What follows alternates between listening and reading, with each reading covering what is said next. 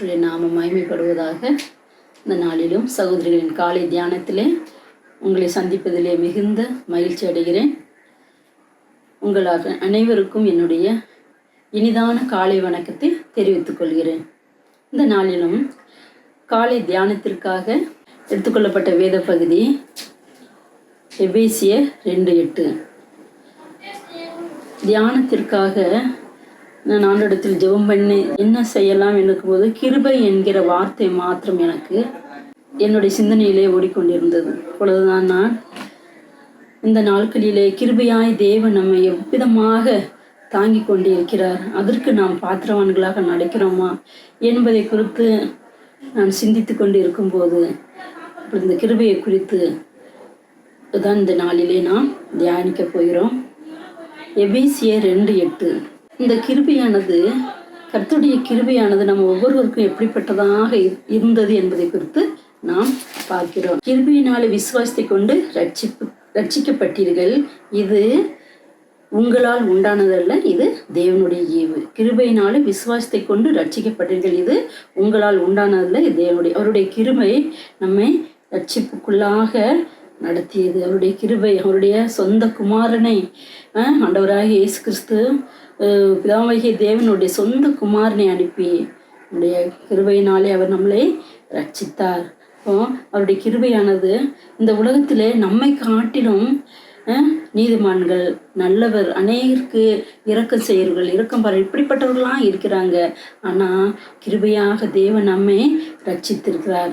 அதை நினைத்து நாம் என்ன செய்ய வேண்டும்? நன்றியோடு ஆண்டவரை துதிக்க வேண்டும்.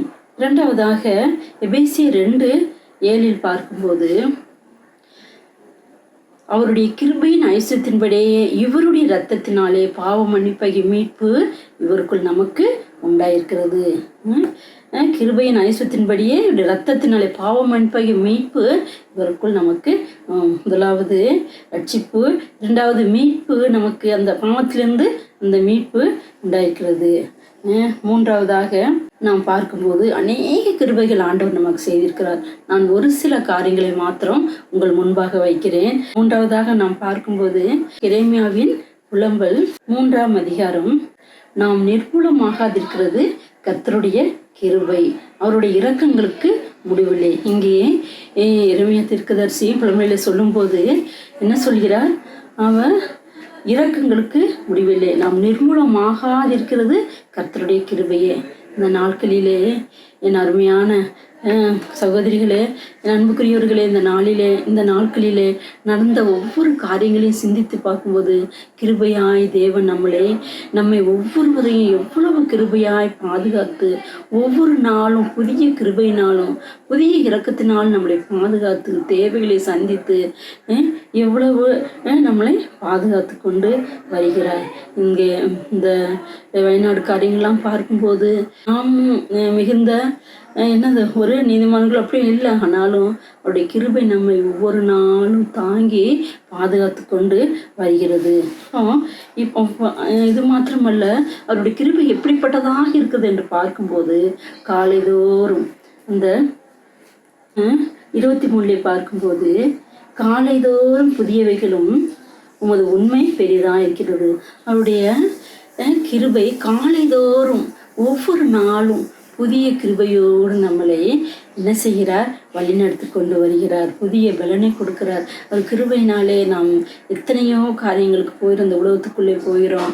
நம்மளை பத்திரமாக அவருடைய கிருபையினாலே நம்மளை பாதுகாத்து விதமாக நம்மளை வழிநடத்தி செல்லக்கூடியவராக இருக்கிறார். இங்கே அப்போஸ்தலனாகிய பவுல் இந்த கிருபை பற்றி என்ன சொல்கிறார் என்று நாம் பார்க்கும்போது, பிரஜாதிகளுக்கு சுவிசேஷத்தை அளிக்கும்படியாக இந்த கிருபை எனக்கு அளிக்கப்பட்டிருக்கிறது. பிரஜாதிகளுக்கு சுவிசேஷத்தை அறிவிக்கும்படியாக இந்த கிருபை எனக்கு அளிக்கப்பட்டிருக்கிறது என்று சொல்லுகிறார். எபேசியர் 3:8 பார்க்கும்போது அப்போஸ்தலனாகிய பவுல் சொல்கிறார். 3:8 கடைசி பகுதியில் பாருங்கள். பிரஜாதிகளிடத்தில் சுவிசேஷமாய் அறிவிக்கிறதுக்காக இந்த கிருபை எனக்கு அளிக்கப்பட்டிருக்கிறது. அவருக்கு பிரஜாதிகளுக்கு சுவிசேஷத்தை அறிவிக்கும்படியாக இந்த கிருபை பெற்றேன் என்று சொல்லுகிறார். கூட அருமையாக சொல்லுகிறார் பாருங்கள். இந்த நாளிலும் பார்க்கும்போது சங்கீதக்காரன் இதை குறித்து என்ன சொல்கிறார் பார்ப்பனால், அடுத்ததாக இந்த கிருபையை குறித்து சங்கீதக்காரன் என்ன சொல்கிறார்?